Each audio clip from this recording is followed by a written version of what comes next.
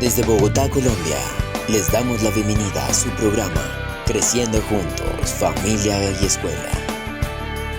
Familia y Escuela es un espacio de participación para reflexionar sobre el cómo construir ambientes escolares y familiares saludables por nuestros niños y niñas y sus familias.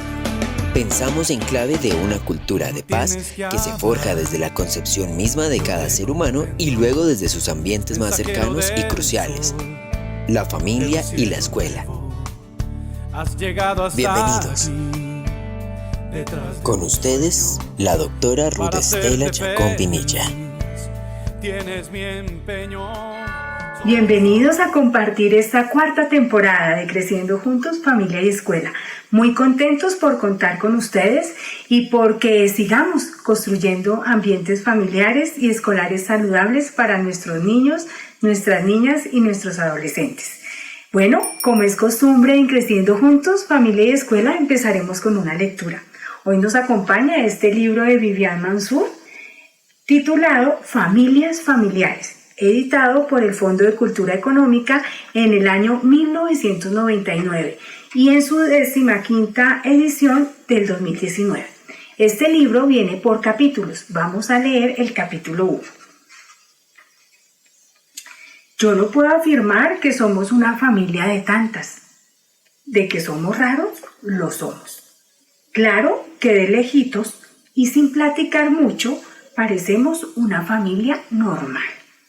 Les voy a contar para que vean que no exagero.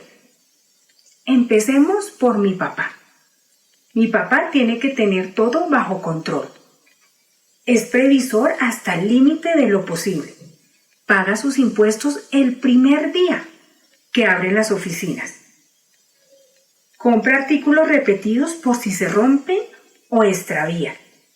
Por eso tenemos un cuarto lleno de cajas de clics, de decenas de cámaras fotográficas, varios medidores de pulso y unos 12 tinacos nuevecitos sin desempacar.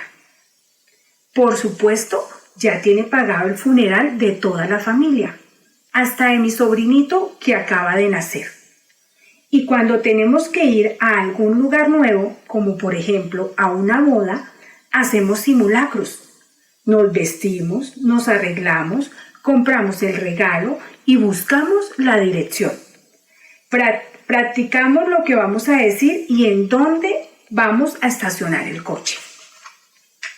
Bueno, pues un día mi papá decidió que para el acto de mayor previsión iba a operarse. ¿A operarse qué? Todos preguntamos. Pues mi papá tenía una salud de hierro. Lo que haga falta, afirmó categórico. ¿Cómo qué? Pues de una vez que me saquen el apéndice, que me operen del corazón y me quiten las anginas. Así, yo me organizo para faltar algunos días a la oficina y no pierdo el control de la situación con molestos contratiempos. Oye, ¿pero tienes algunas molestias? Ninguna, respondió muy campante. ¿Y qué cree? Se operó. Ahora vamos con mamá. Mi mamá es un poco despistada. Te puede ofrecer jugo de naranja y huevos revueltos por la noche y un bistec con martini a las 7 de la mañana. Es tan distraída que se pierde en su propia casa. Hay que hacerle mapas para que vaya de una recámara a otra. Llama a sus amigas para preguntarles sus números de teléfono. Toca el turno de presentarles a mi hermana. Mi hermana, aunque es muy guapa, siempre está de mal humor. Ustedes me dirán, bueno, todos tenemos malos ratos. Eso yo lo entiendo, pero imagínense a alguien que siempre, a toda hora, todos los días está de malas. Cuando mis amigos hablan por teléfono, ella les gruñe. Y claro, ellos terminan colgando. Por último está mi abuela. Mi abuela es la ancianita más tierna y dulce. Siempre y cuando al platicar con ella no uses palabras que tengan la vocal E. Como supondrán, es muy difícil evitar decir palabras sin E. Y si uno se equivoca, ella se tira al piso y hace una pataleta tremenda. Rompe cosas y echa baba por la boca. Después se cubre con un sudario. Es como una sábana con la que cubren a los muertos, que tiene siempre guardadita y planchada en un cajón. Y se hace la muerta durante 2 días. Imagínense si yo, con esa familia, me iba a atrever a llevar amigos a la casa, organizar fiestas o asistir a lugares públicos en su compañía. Pero sucedió algo que me obligaría a cambiar esta situación. Bueno, aquí una familia muy familiar. Y así somos todas las familias. Sigamos creciendo juntos, familia y escuela. Hoy con un invitado muy especial, con un tema que nos hará reflexionar a todos. Nuestro director de la Gaceta de Paz.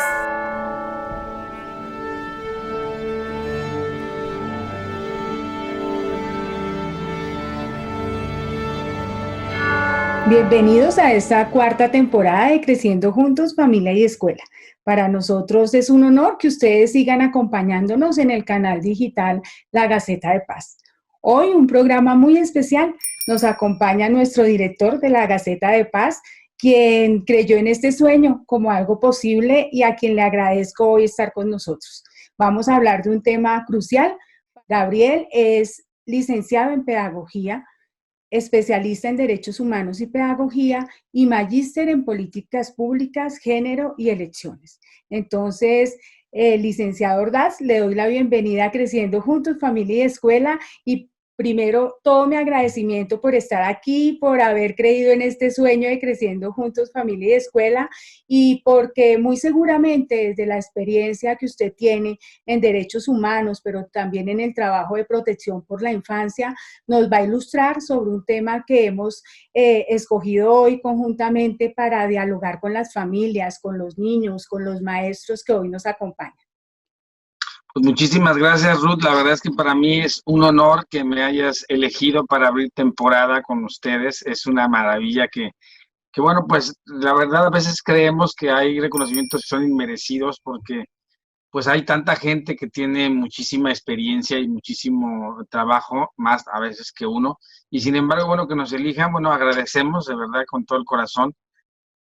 De verdad que el trabajo de hoy por la infancia y por la paz ha sido un trabajo muy crucial, ¿no? Creo que hoy hablar de paz y hablar de infancia, hablar de niñez, hablar de niños, niños y adolescentes, pues ha sido un tema que se ha tenido que entrelazar porque anteriormente se hablaban de temas separados, ¿no? Se hablaba un tema de protección y no había derechos humanos, no había cómo enlazarlos. Hoy afortunadamente, gracias a que pues muchísimos organismos internacionales se han unido de manera aislada, fíjate qué curioso, ¿no? Se han unido de manera aislada, pero sin embargo, gracias a las Naciones Unidas, que hace 2 años empezó con los ODS, que son los Objetivos de Desarrollo Sustentable internacionales, o sea, se logra que por lo menos todas las instituciones que están trabajando bajo algún fin se vayan alineando a esos ODS. Entonces, pues lo que nos marca la pauta de que por muy aislado o por muy separado que esté un organismo de otro,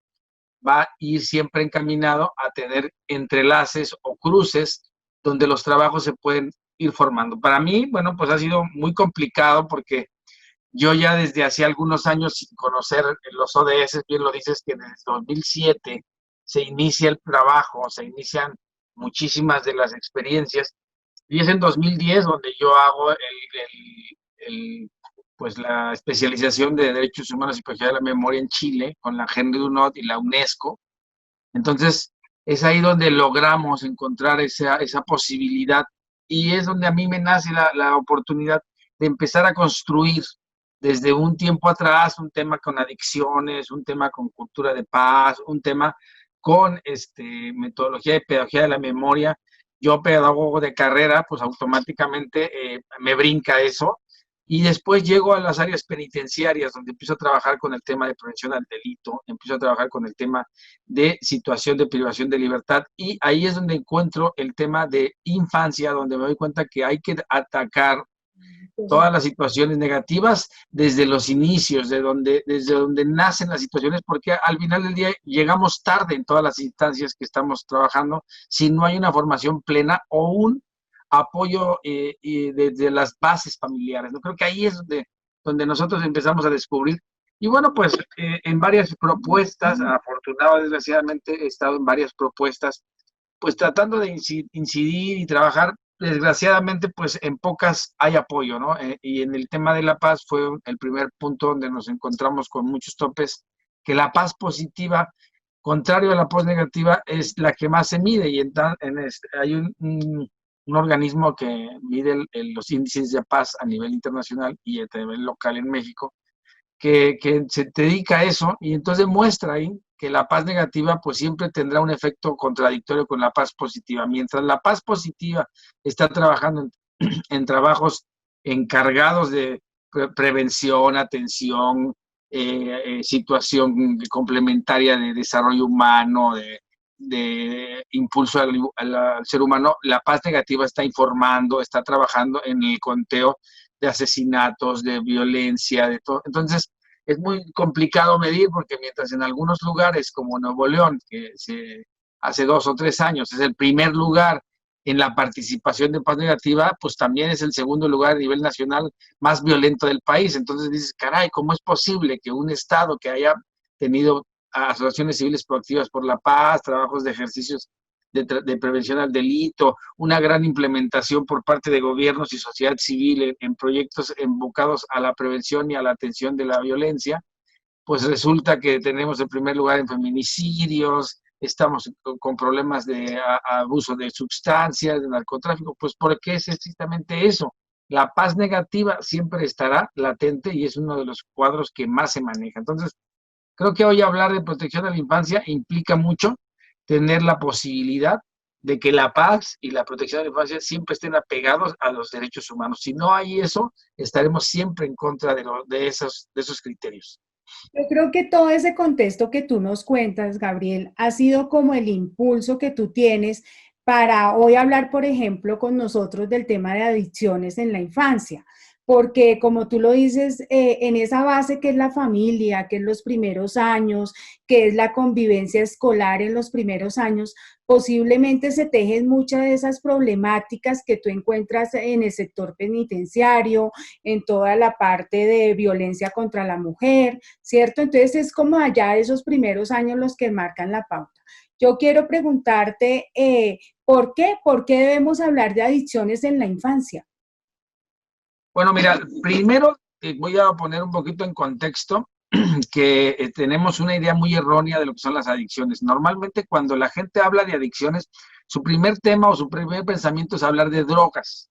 La gente empieza a hablar de drogas, pero desgraciadamente lo que no saben es que hay alrededor de más de 42 o 47 adicciones reconocidas por la OMS, la Organización Mundial de la Salud, que nos dice que la adicción no solamente implica adicción a sustancias, que claro que entra en el cuadro, pero la adicción va más allá. Por eso es que yo en este tiempo de trabajo he trabajado con grupos de narcóticos anónimos, neuróticos anónimos, AA.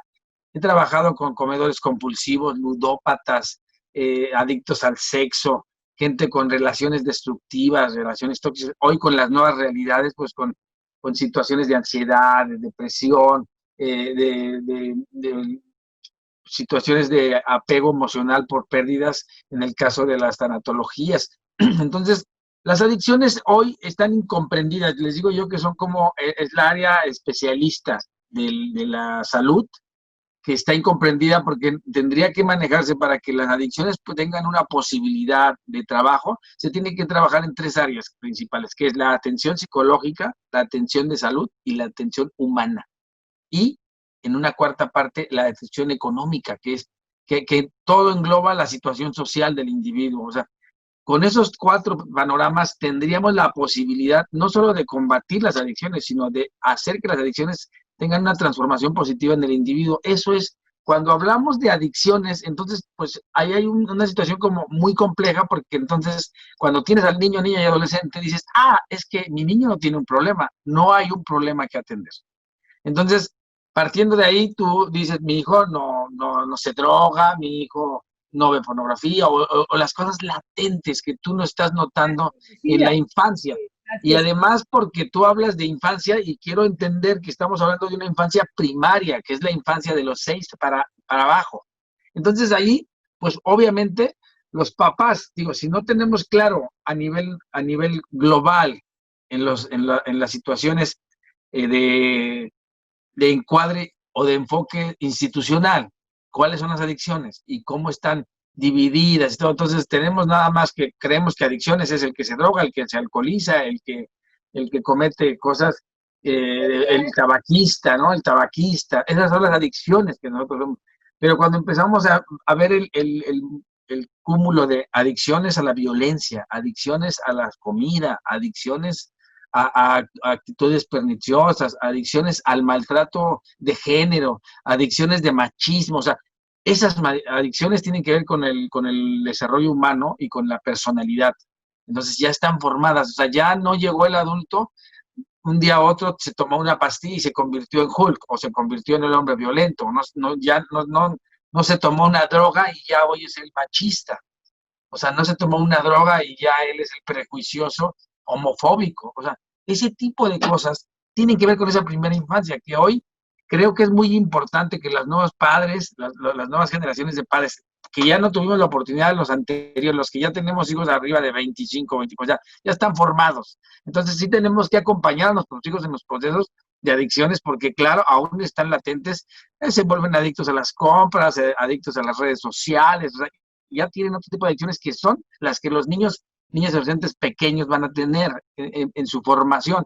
Pero nosotros tendríamos que tener muy claro qué tenemos que cuidar y qué queremos proteger, porque no nos damos cuenta en esta primera infancia, los niños y niñas, ya no entran los adolescentes, los niños y niñas de 6 años, de meses a años, pues lo vemos muy claro en el niño de meses. En el niño de meses, como su todavía no tiene un vocabulario y no tiene una manera de expresión más que el lenguaje a señas y el llanto, que son las cosas que para el niño de esa edad o niña son las maneras de expresión. O sea, tiene hambre, llora. Está rosadito porque el pañal no se lo cambiaron, llora. Le dan de comer de más, pues se suelta el estómago y tiene una diarreíta. El niño no podemos ver que dejó de llorar, revisar que tiene fiebre, entonces nos damos cuenta que está enfermo y hay que llevarlo al doctor y hay que atenderlo. Pero ¿qué sucede cuando nosotros empezamos a tener actitudes que se han visto muy marcadas? Hace 2 años, 3 años, hicimos un estudio con todas las personas, un censo con toda la gente que estaba privada de libertad y en situación de desintoxicación de drogas con 17 centros de rehabilitación y los 4 cerezos que tenemos en Nuevo León. Ahí tuvimos la posibilidad de que esas estadísticas, pues preguntaban cosas muy sencillas, ¿no? Que como qué sucedía en tu casa, cuántos cuartos tenían, o sea, las cosas socioeconómicas que piden todos los censos, pero ahí pusimos un componente muy importante donde nosotros les preguntábamos qué recuerdos tenían de su niñez o cómo había sido su niñez, si habían tenido a sus dos padres, y uno de los primeros puntos que nos dio es que había habido un abandono muy importante de tus cuidadores, porque cuando nosotros preguntábamos, ¿quiénes te cuidaban? Entonces, la gran mayoría de la gente decía, me cuidaba mi abuelo o mi abuela. Entonces, determinamos que los niños se quedaban al cuidado de las familias y entonces es donde nos damos cuenta del primer riesgo. ¿Qué sucede en el primer riesgo? Todas las violaciones y abusos infantiles provienen de entornos familiares directos, cercanos, muy cercanos. cercanos. Pocas veces hemos visto que los cuidadores sí se ve en las guarderías y todo eso, pero es más, y no porque sea una cuestión de que se tiene que dar, no, tiene que ver con que hay más privacidad y hay entornos que son más íntimos. En el caso de que si están con cuidadores o están en una institución, pues obviamente pues hay más personas involucradas, entonces tendría que ser como con más cuidado. Aquí no, porque aquí estás pues, en tu casa, estás resguardado y entonces, bueno, al principio empieza como una situación como de normal y después se vuelve una situación ya de violación, de abuso, de daño. Pero no vamos por ese tema, que claro que tiene que ver mucho con la personalidad, claro que tiene que ver mucho con quién eres, eso es importante, pero en el caso de los cuidadores que generan la adicción infantil, porque la adicción infantil no es la adicción a una droga, no es la adicción a ciertos psicotrópicos, es la adicción a actividades y acciones permisivas que van determinando tu personalidad. ¿Qué estoy diciendo esto? Que los padres que en su momento no quisieron escuchar llorar al bebé y pues algunos les dieron drogas en la leche, algunos les daban demasiada comida, algunos Las abusaban de... aromáticas, ¿no? Ahora es mucho el uso de las aromáticas, de esas cosas naturales que para que te tranquilices, para que estás, ¿sí? Sí, Sí, claro. que creo que Entonces, hay una cosa importante que después te quiero preguntar. sí, claro, y es por eso es importante tocar el tema, porque lo que se trata de hablar de este tipo de temas que aparte son poco usuales, hay pocos especialistas que hablan de adicciones infantiles, porque no las quieren reconocer.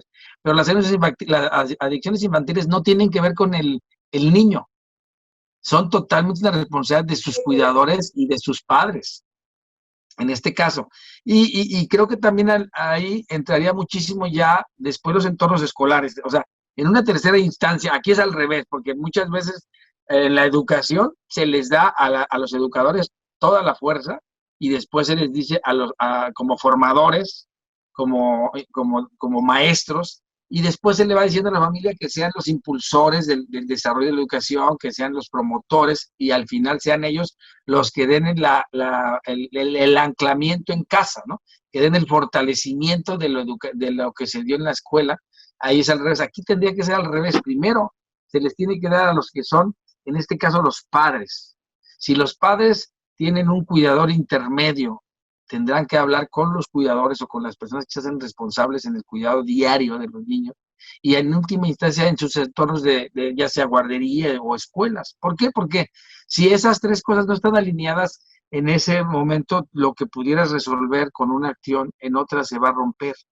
O sea, si tú a un niño no le permites ciertas cosas en su casa, pero él sabe que en otro entorno lo va a poder hacer medio el chantaje, medio el llanto, medio la mentira, pues va a lograr su objetivo. Y entonces, aunque en su casa, y eso ya sucede en estas nuevas generaciones, que tú lo ves, que hay padres que no reconocen a sus hijos cuando llegaron a un entorno de prisión, de adicciones, de robo, de alguna situación, porque dicen, no, en mi casa no rompe ni un plato, en mi casa es súper bueno, no sé, es muy bacano, dijeron ustedes en Colombia, ¿no? Es muy bacano mi hijo, ¿no? O sea, es el cool, es el buena onda, sí, pero tú no lo conoces fuera de otro entorno, no sabes, desconoces a ese niño o a ese adulto, a ese adolescente. Tú has dicho algo importante, Gabriel, y quiero hacer énfasis para quienes nos están escuchando hoy en Creciendo Juntos, y es acerca de la importancia de los cuidadores con nuestros hijos, de cómo marcamos pautas también como padres de familia con esos cuidadores a quienes les encargamos nuestros hijos.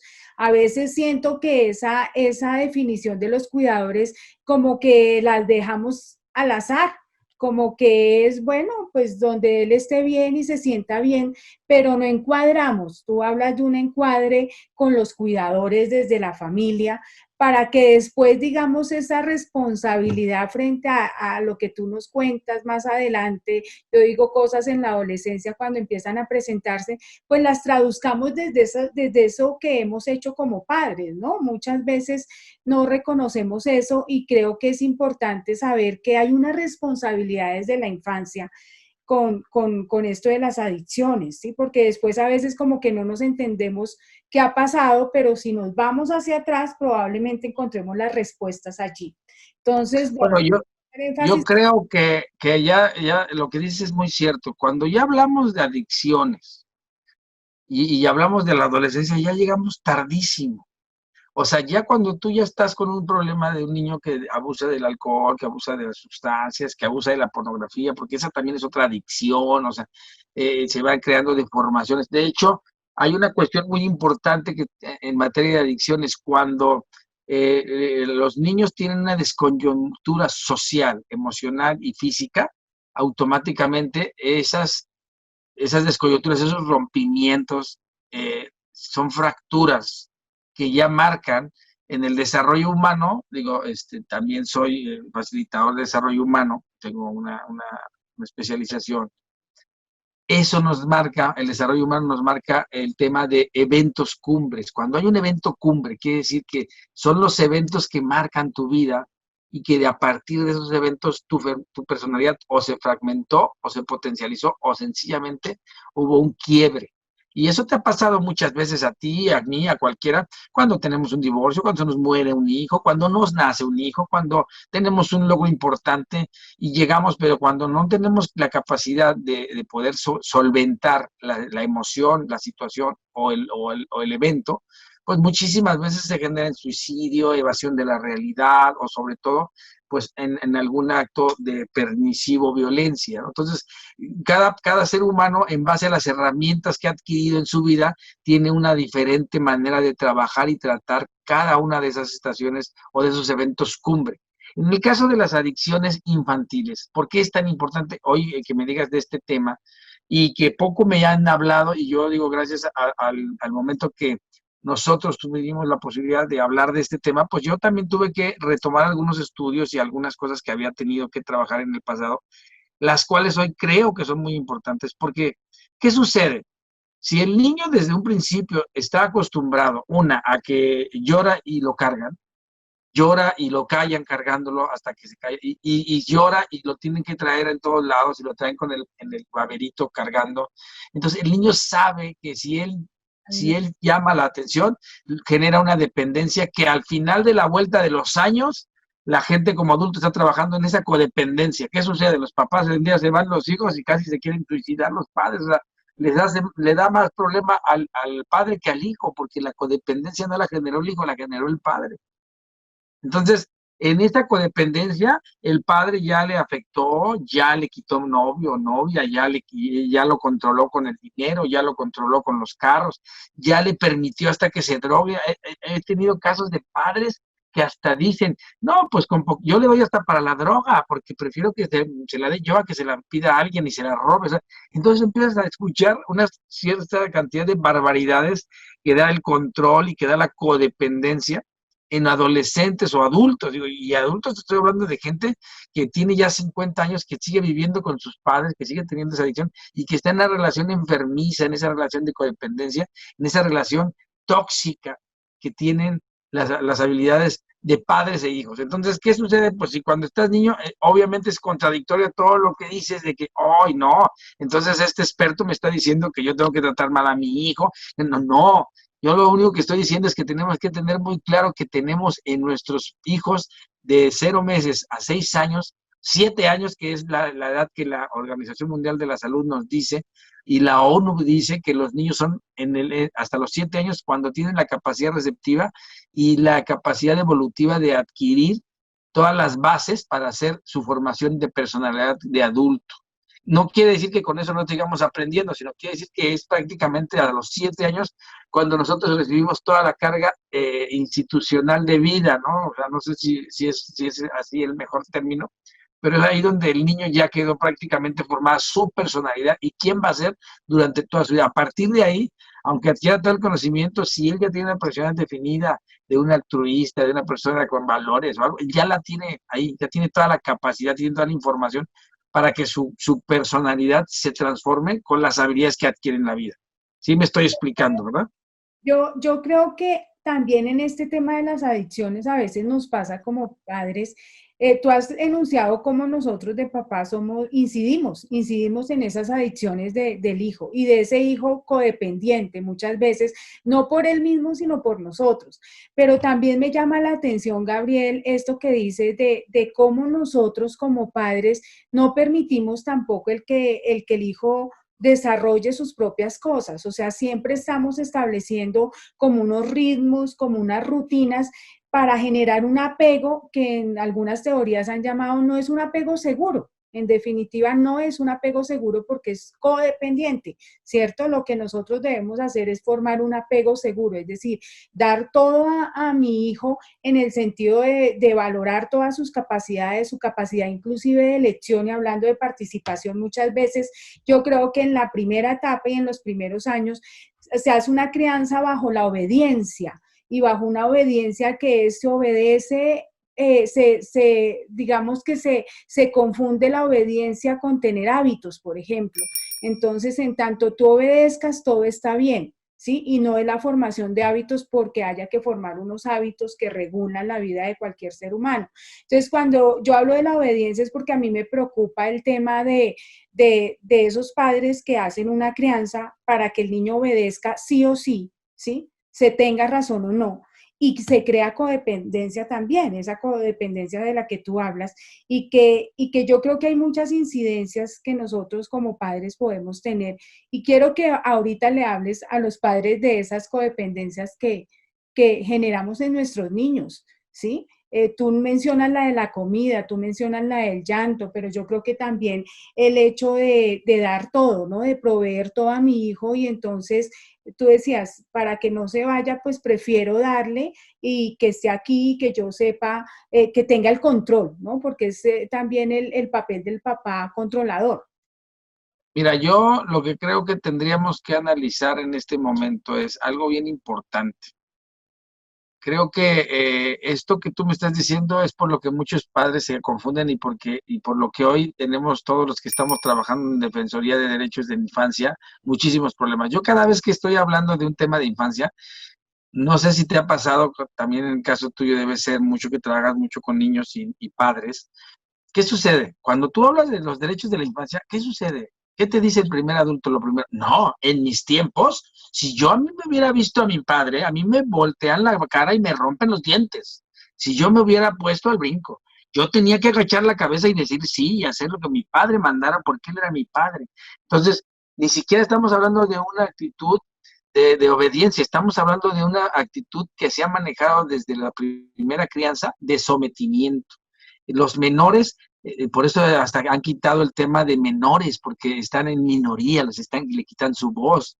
Entonces, yo creo que ahí tenemos que tener muy claro que todos los tiempos, con esta evolución, se ha habido un choque muy fuerte entre deberes y obligaciones, entre derechos y no derechos, entre capacidades y no capacidades. Creo que ahí tendríamos que hacer un alto en el camino.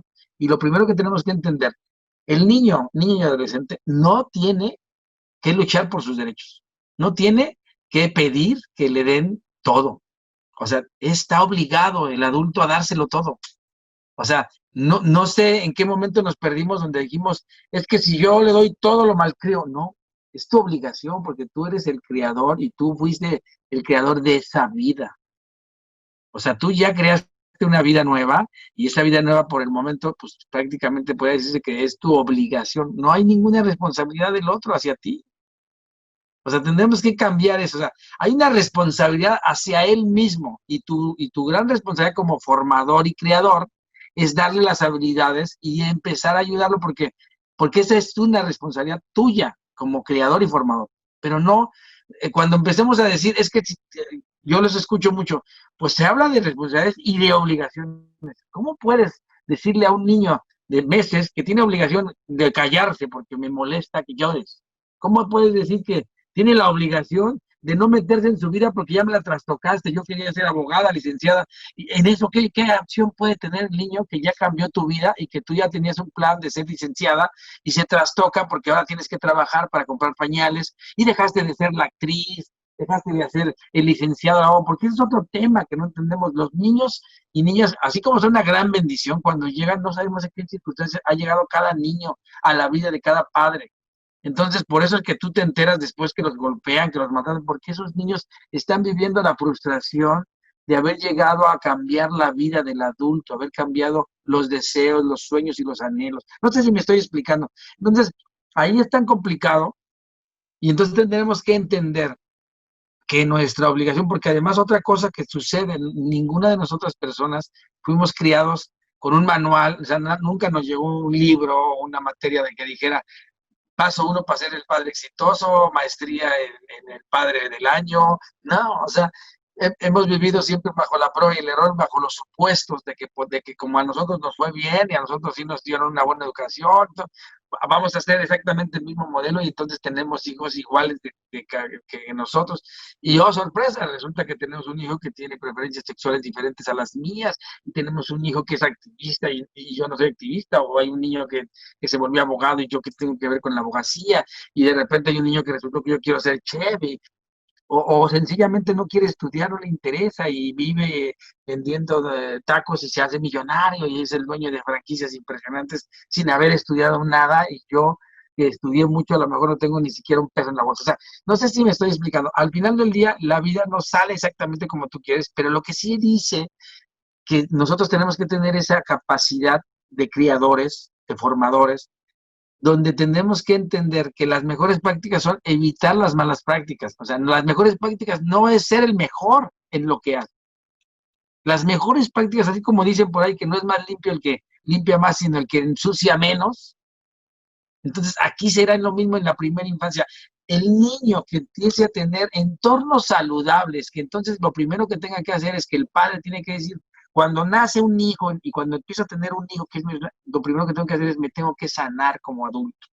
Tengo que empezar a ver, bueno, pues tengo rencor con mi padre, tengo rencor con mi madre, fui violado, fui lastimado, bueno, pues ok, o sea, eso fuiste tú, entonces no repitas patrones, ¿no? No, date cuenta, date el permiso de ver qué tanto estás replicando, porque los hijos muchas veces son como copias fieles, como un compact disc copiado y clonado, ¿sí?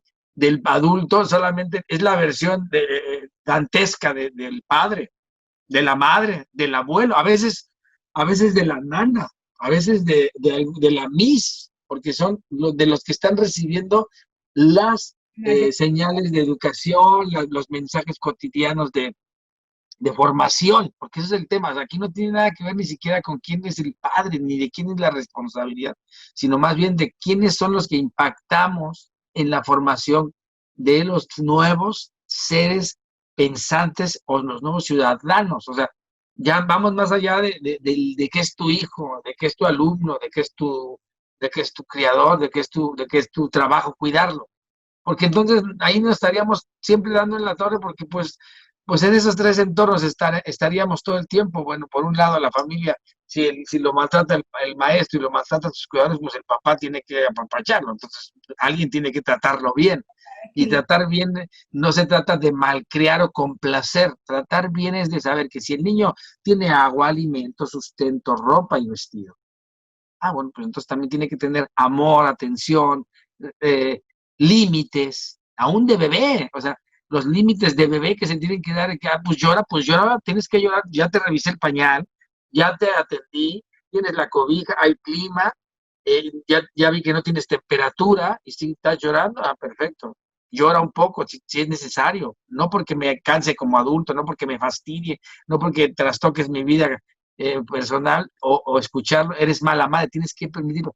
Llora demasiado, bueno, pues el siguiente paso es llevarlo al doctor, no tiene nada que ver, pues es berrinche, entonces, bueno, el niño se va acostumbrando que hay límites, no quiere decir que lo estás castigando, este niño no va a ser un asesino en potencia porque llore, podrá ser un asesino en potencia, podrá ser un drogadicto, podrá ser un problema, porque lo consientes más de lo que debieras, porque no tuviste la capacidad de que el niño llorara, el niño se esforzara.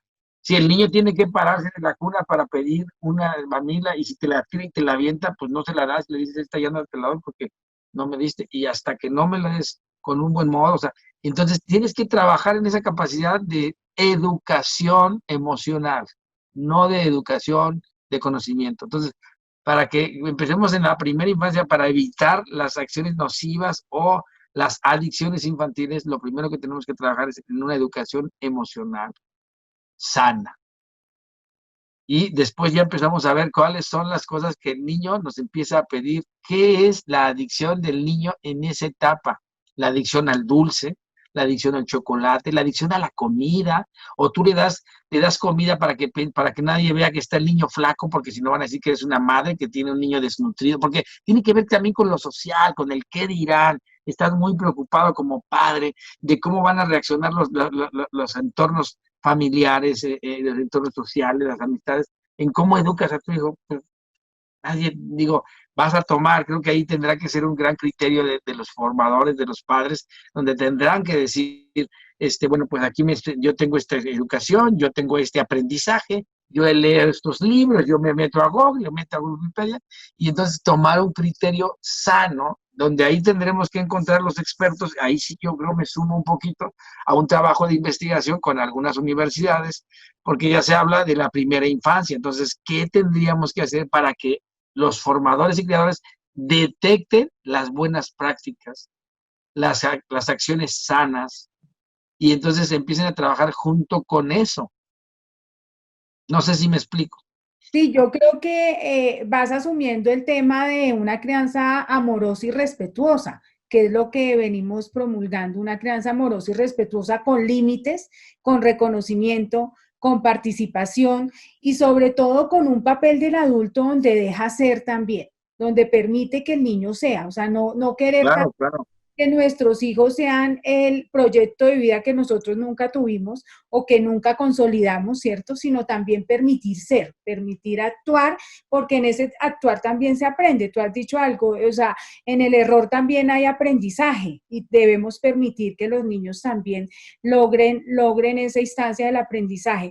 Yo quisiera preguntarte algo, Gabriel, en este tema y es cómo asumir con los niños ese tema de las adicciones, o sea, qué acciones en familia podemos implementar para poder ser conscientes de pronto adicciones, como tú decías, que hemos de pronto en los primeros años formado en nuestros hijos, inclusive yo creería que inconscientemente muchas veces. ¿Sí?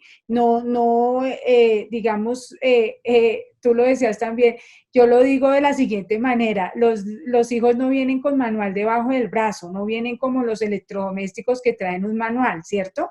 Y entonces en la cotidianidad empezamos a aprender de ellos, ¿cierto?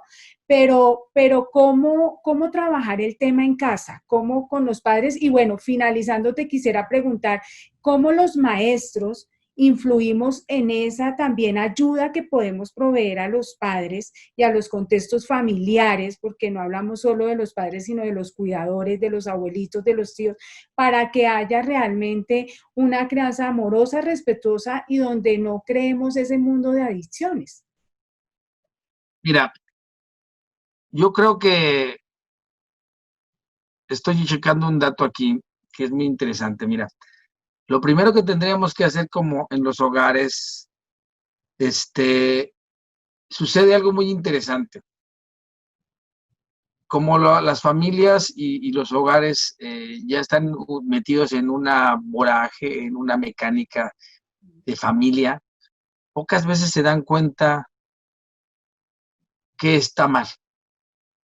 O sea, las familias ya están metidas en situaciones de violencia, en abuso de sustancias, en malos hábitos, en ejemplos complicados de educación. Entonces no se dan cuenta que ellos ya contaminaron. O sea, al niño, digo, si el niño de un año fuma y toma al familiar en las casas junto a los niños, pues, ¿cómo le podrías decir algún día, el día de mañana, a los 10, 12 años, que el niño ya trae un cigarro, que ya trae una, pues porque eso es lo que vivió? Así es el tema del abuso de las palabras altisonantes. Si la persona, si toda la familia tiene problema de obesidad, el niño que se quiera cuidar, o sea, sería como el rarito de la familia, ¿no? Porque si todo el mundo tiene un problema de obesidad y él quiere comer sano, pues van a decir, no, pues no. No sé si me estoy explicando. Entonces, lo primero que tendrían que hacer las familias es empezar a darse cuenta qué hábitos. Yo los invito siempre a cuando hago Digamos, este hacer pequeño. como un examen, ¿no? Hacer un examen cada familia sobre los hábitos, pero también sobre esas adicciones que tienen y que no se han dado cuenta. Y mira, por decir, yo te voy a decir una cosa, lo que siempre es muy importante, que cada familia es única. Lo primero que tiene que suceder, que todas las familias tienen que saber que no se pueden comparar con la otra. O sea, primera porque no tienen la capacidad económica, no tienen el nivel funcional de los otros, no están al mismo nivel cada uno de cada familia. Entonces, pues sería muy irónico que la familia que muy pudiente, por decir en el caso de aquí de San Pedro, no sé, allá en Bogotá, que se compare la persona de un alto rango económico con una persona que está en situación de calle o de pobreza, pues pues no son las mismas problemáticas y hay cosas que por más que tú quieras verlas mal, pues son parte de subsistencia personal, o sea, entonces, si tú haces una comparativa nunca vas a poder encontrarlo, pero ¿qué sucede? Yo les digo que seamos como un poquito como en base a la situación de comparatividad, ¿no? De estadísticas. Si nos vamos a las estadísticas en todo, siempre vamos a tener un parámetro super guau, porque ahí no hay, ya no hay engaños. O sea, si tú estás, vamos a poner un ejemplo, yo se lo digo muy claro, o sea, yo les digo a la gente, tú me dices, ¿cómo tomas las decisiones para hacer una inversión? Ah, bueno, pues muy fácil, ¿no? La gente que, por decir, si tú todos los días te estás gastando 20 pesos en un café, porque todos los días tomas café después dices, no, me tomo 2 cafés, entonces son 20 pesos, son 40 pesos diarios por 365 días, porque no lo dejo, yo soy bien cafetero. Y un día resulta que pues, te ofrecen una cafetera para que tú, ya, pues, y haces tu costo-beneficio, entonces te compras una cafetera, entonces ya no, un día dejaste de gastar, mejor empleaste el dinero. Quiere decir que mejoraste, hiciste una buena compra, hiciste una buena inversión. Así es lo mismo en el tema de las adicciones. Tenemos que darnos cuenta que hay adicciones que son severas y hay adicciones que son cordiales o que son amigables, ¿no? Y hay algunas que no tienes que quitar de tu vida. O sea, si tienes una adicción al deporte y a la comida sana, ¿por qué vas a dejar de hacerlo si es una adicción o eso, una situación que se podía comparar con un hobby? Entonces, no tenemos que ser tan satanizados de decir todo es malo en la vida, porque si no, entonces nunca podríamos vivir, tendríamos que, todo sería casi siempre estar con ese problema. Yo lo que los he invitado todo el tiempo es a que hagan un análisis de qué es lo que está teniendo como situaciones cotidianas que te están haciendo retroceder, que te están haciendo tener problemas. O sea, si ya estás teniendo conflicto porque el niño come demasiado dulce, porque el niño está hiperactivo, porque si después, yo escucho yo a muchos padres que les dicen, no le des dulce después de las 6. No, no, no, no, espérate, al niño no se le da dulce después de ninguna hora, se le enseña a que el dulce es como es un postre, es una cosa sana, pero si al niño le das como a los que, digo, yo les digo, y discúlpame, a lo mejor se va muy mal, pero yo les he dicho, no lo trates como una mascota, no lo trates como un animal que le das un premio, o sea, no es un premio, el dulce es un alimento y es parte de una cadena alimenticia donde los dulces van incluidos en su dieta. Pero también tienes que ver qué tipo de dulces. Hay dulces que son adictivos porque están con eso, tienen demasiada sacarina, ya están especializados para que te quedes enganchado y el niño está comiendo también. Por eso es que ahora hay tanto problema con la etiqueta de los productos alimenticios, de los dulces, porque tienen que ver qué trae.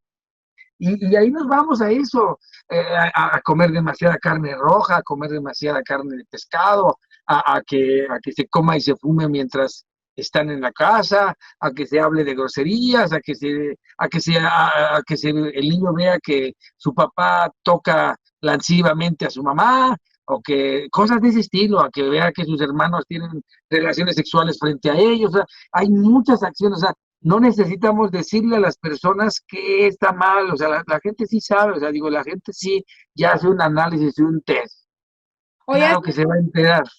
Hoy hacemos la invitación, Gabriel, a que cada familia, desde su diversidad, desde su reconocimiento a sí misma, mire qué es lo que necesita, qué es lo que requiere revisar, ¿cierto? Mira, Para, yo pues, me voy más, esa invitación que dices, yo me voy más a decirle, familias del mundo, de donde tengan que estar, siéntense los que son los padres antes que los hijos. Siéntense a ver qué problemas tienen. Hagan una lista de sus problemas. Mis hijos no me hacen caso, mi papá ya no me quiere, no me alcanza el dinero, y empiecen a ver, y entonces empiecen a ver qué cosas están relacionadas con cada cosa. Se van a sorprender, se van a dar cuenta que tienen más problemas donde creían que no tenían, y que los que eran problemas realmente no son problemas, son consecuencias. Hay que encontrar el origen de cada situación. Y si tienen niños pequeños, pues qué mejor que lo puedan hacer ahorita, porque van a poder hacer que muchísimos niños y adolescentes se ahorren un sufrimiento, se ahorren muchos problemas, porque no van a ser niñeces ni adolescentes que crezcan confundidos, van a llegar con herramientas, van a llegar con cosas claras de saber cuáles son las cosas que no debo de hacer, son las cosas que me hacen daño, son las cosas que puedo hacer, pero con moderación. O sea, porque no se trata de prohibición y de que todo el mundo deje de hacer cosas. Lo que se trata es que los niños, niñas y adolescentes que están en formación tengan la capacidad de elección, de elegir libremente, de tener un criterio. Les hemos robado la capacidad de decidir a los hijos, les hemos robado también a mucho a las nuevas personas a que piensen, porque hemos querido pensar por ellos, porque ellos queremos resolverles la vida. No, son personas igual que nosotros y nosotros ya después nos costó muchísimo trabajo decidir porque no sabíamos bajo qué parámetro decidir, qué era bueno o qué era malo. Tenía que venir mi mamá, tenía que venir mi hermano, tenía que preguntarle a un maestro cómo tenía que hacerle, cuando yo realmente muy dentro de mí sí sabía cuál era la respuesta, sí sabía cómo tenía que actuar y a lo mejor tenía que actuar así porque quería que alguien tuviera la culpa, que no fuera yo. Quería que el adulto, quería que el que me dijo, y así no la vivimos toda la vida diciendo que somos los lastimados, los llorados, que tuvo la culpa el que me orientó mal y mientras me orientó se aprovechó de mí porque me enamoré de ella, me enamoré de él, me enamoré de mi maestra, de mi cuidador, me enamoré de mi tío, de mi tía que me cuidaba, o sea, miles de cosas mal formadas porque no tenemos los criterios suficientes. ¿Cómo podemos hacer esto? Muy sencillo. Solamente tendremos que hacer, cuando hagamos esa revisión, tenemos que tener en cuenta dos cosas muy importantes claras. La primera, que todo lo que tú revises tengas que buscar siempre que sea lo correcto, no lo bueno ni lo malo. No tienes que hacerlo satanizado. Lo correcto quiere decir bajo los estándares sociales comunes que no afecten a todos los demás. Entonces ahí te vas a dar cuenta, pues puede ser bueno o malo, pero si no está bien, no es correcto, quiere decir que está mal. O sea, eso es tan sencillo. Cuando algo no está bien, está mal. Y lo segundo es que tendremos que ser muy honestos en la revisión de cómo podemos, qué tengo que hacer para que eso deje de suceder. Y entonces ya ahí lo que tengas que hacer bajo el parámetro que tú tengas que hacer, tienes que encontrar la solución. Pues si estás teniendo problemas económicos, bueno, busquemos más trabajos, dejemos de gastar. Si yo le estoy dando dulces y chocolates para que se caiga el niño, oye, no, tengo que encontrar la manera de hacerle un postre sano, no tengo tiempo para ver a mis hijos, bueno, tengo que encontrar la posibilidad de que el poco tiempo que paso con ellos sea de calidad y que tenga una buena comunicación con quien lo cuida, que me vaya a las escuelas con los maestros a saber un poco más de mi hijo, pero estamos en una situación tan complicada donde hoy los padres tienen que salir a trabajar, donde hoy los padres tienen que hacer muchísimas cosas, que la verdad es muy difícil. A veces decimos, tenemos una balanza, ¿qué le tengo que dar? ¿Le tengo que dar más tiempo de calidad? ¿Le tengo que proveer? ¿O le tengo que, y además le tengo que dar mi buena cara? Tengo que ser buena gente, tengo que amarlo, tengo que darle, pues, ¿quién entiende la sociedad? Pues no puedo hacer todo, pues tenemos que hacer todo. O sea, aquí el punto es que no está nada a conciliación, no está nada a negociar, esto no es negociable. O sea, esto no es negociable. Si queremos adultos sanos, si queremos niños con capacidad de decisión, si queremos gente que tenga, que las malas, que lo que le llamamos como adicciones, que sean las malas prácticas emocionales, físicas y sociales de los nuevos ciudadanos del mundo, pues tenemos que hacer ese esfuerzo de tener una capacidad para poder estar al pendiente de su atención, al pendiente de su educación, al pendiente de su crianza. Y ya cuando cumpla una mayoría de decirle, ¿sabes qué? Creo que ya no sé si hice un buen o mal trabajo, pero ya a partir de aquí tienes que volar solo, porque ya te corresponde. Y ya creo que si eso logramos en algún día, seremos padres que podamos dejar ir, seremos padres que tengamos una tranquilidad de que ya también es una responsabilidad de aquel que toma la decisión. Lo que te tocaba formar o dar, ya cumpliste, bien o mal, no sé si pasamos el examen o no, porque eso también es otro tema, no se trata de si lo pasamos o no, pero por lo menos que te quedes con la mejor manera de que has sido un contribuidor muy importante y que tú eres aquel que tienes el mayor cargo de responsabilidad. No es totalmente responsabilidad, ni tampoco es tu culpa, simplemente es lo que te tocó porque tú fuiste un incubador de vida, un padre. Bien, y yo creo que aquí nos haces pensar en algo que es bien importante y es cómo la escuela ayuda también a las familias. Creo que esa es una labor también que podría sumarse a la escuela, no para decir que está bien y que está mal, pero sí para decir que es lo correcto. Entonces, creo que es una manera de invitar a los maestros también a decir, bueno, en esa formación de familia, en esa formación de esos niños y jóvenes, cómo nosotros como maestros ayudamos a la familia a constituirse, a mirar cómo están, cómo pueden mejorar, cómo pueden, digamos, fortalecer su estructura y mirarse cada día. ¿Qué le dirías a los maestros en ese papel que cumplen para acompañar a las familias? Pues mira, yo a los maestros, la verdad es que finalmente, como buen pedagogo, pues finalmente, digo, siempre quisiera yo que todos los pedagogos estuviéramos protegidos, ¿verdad? Porque pues si no nos dan una carga muy fuerte de responsabilidad. Pero lo que sí que quisiera decir, creo que lo que nos tocaría a nosotros desde la parte, desde la enseñanza, desde la parte académica, es encontrar la posibilidad de generar pues talleres, investigaciones muy puntuales donde podamos darle luz a los padres. Nosotros no tenemos que, ya tenemos mucha responsabilidad con darle educación y formación a sus hijos. Entonces, cuando queremos entrar a los entornos de familia, pues ya estamos muy mal, porque lo primero que va a pasar es que si tú tratas de darle una instrucción al que te manda al niño, pues entonces ya tienes dos alumnos y un alumno te va a reprobar inmediatamente, que es el padre, porque no va a querer que te metas en su vida. Entonces, yo lo que creo es que se tendría que trabajar bajo la investigación, en detectar bajo algún mecanismo de medición, algún instrumento que nos ayude a que se detecte, que las familias puedan tener un test de detección, alguna herramienta para que puedan detectar las acciones permisivas, las acciones que están haciéndole daño, las acciones que hacen un daño al desarrollo integral de la infancia. Y entonces cuando ellos tengan eso, pues empezar a dárselos, a transmitirlo. Y bueno, pues no sé, es importantísimo. Yo les digo que es como cuando vas a hacer la revisión de los 5 puntos o 6 puntos para tu carro. O sea, ¿qué sucede? Que cuando tu carro te dice no puedes salir, pues no sales porque te faltan llantas, está por tronar tu máquina.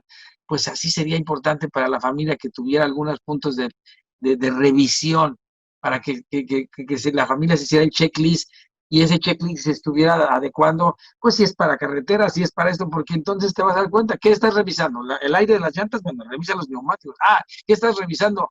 El motor, ah, pues revisa el clutch.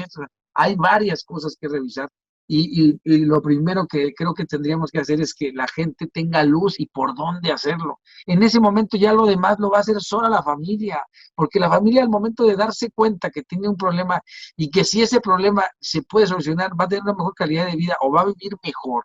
Pues claro, porque yo no conozco a ningún padre, salvo algunos casos excepcionales, que maltratan a hijos y los tienen porque los odian, lo que sea, pero el común denominador de los padres son gente que ama a sus hijos y muchas veces comete errores sin saberlo, sin quererlo, queriendo hacer el mejor bien, a veces daña a sus hijos, pero no porque quiera hacerles daño, sencillamente porque sencillamente no sabía cómo atenderlos, no sabía cómo manejarlos. Él viene de una educación que ya recibió y bajo esa educación quiso continuar la formación de sus hijos. Entonces no es pecado ni es que esté mal, simplemente así le tocó a él continuar la transmisión del conocimiento que él recibió.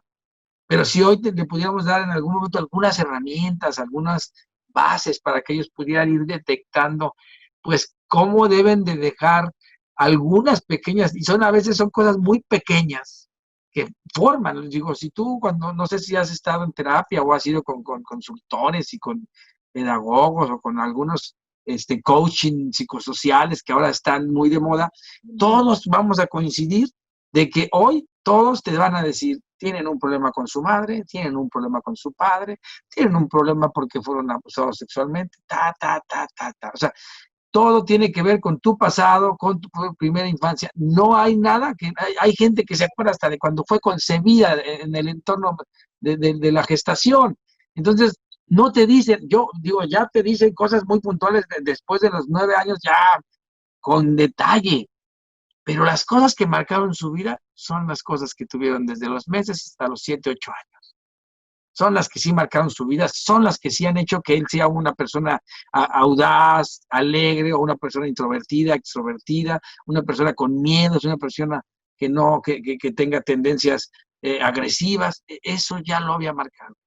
Lo único que pasó después de los 8 años que se potencializó y que por un mal acompañamiento o por simplemente porque no fue ya tomado en cuenta, pues se creció y entonces hoy tenemos esas personalidades dañadas, abandonadas o tristes, ¿no? y esos adultos que tienen que ir sanando a sus niños interiores a los 40, a los 30, haciéndose autorregalos para que ya se sientan mejor los niños que fueron maltratados, que todas las carencias que tuvimos ahí estamos comprando de todo para tenerlas. Entonces, pues esos somos los adultos lastimados que llegamos. Por eso es importante que los adultos hoy, los que estamos en el presente, tengamos a presentes de niñez, pues hacerlos adultos saludables, adultos fortalecidos, adultos amados, pero primero tienen que ser niños, niñas y adolescentes amados en el día de hoy. Bien, Gabriel, yo quiero agradecerte porque creo que hoy hacemos una contribución más a eso que hemos soñado aquí en Creciendo Juntos, Familia y Escuela, y es ambientes familiares y escolares saludables. Niños amados, como tú lo dices, para que después veamos esos adultos amados que contribuyen a la sociedad porque desde ese amor que han recibido en su infancia son ciudadanos del mundo que buscan un bienestar para todos los que les rodean. Yo quiero, antes de irnos, celebrar el premio que en esta semana te han otorgado, Gabriel, por ser promotor de paz. Y es el Premio Nacional con la Paz en México. Celebro con mucha alegría ese premio. Creo que es bien merecido por todo el esfuerzo, por toda la dedicación y sobre todo por toda la inspiración que eres para muchos. Y me sumo a esa felicitación, a ese reconocimiento y bueno, aquí en Creciendo Juntos, Familia y Escuela, con toda la gratitud y afecto por estar hoy con nosotros y que vengan muchos reconocimientos más para ti.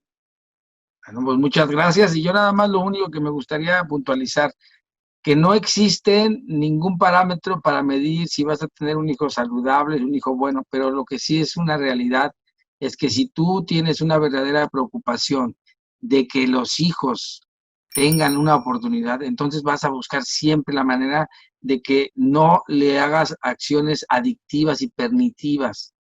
Tú como adulto eres el principal, aunque no nos gusta escuchar eso porque no nos gusta saber que somos responsables, normalmente nos manejamos desde la culpa, pero si tú como adulto hoy tienes la capacidad de reconocer que estás teniendo acciones negativas, adictivas o problemáticas, si tú las logras cambiar mientras ese niño está pequeño, también él se dará cuenta que nada es para siempre, que todo se puede cambiar.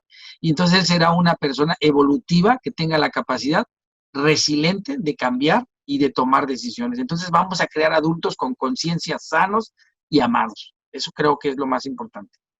Gracias, Gabriel, y pues a todos ustedes, gracias por acompañarnos cada domingo y bueno, empezamos esta cuarta temporada con mucha alegría, con mucha satisfacción por la compañía de ustedes y los esperamos en nuestra próxima emisión. Hasta luego.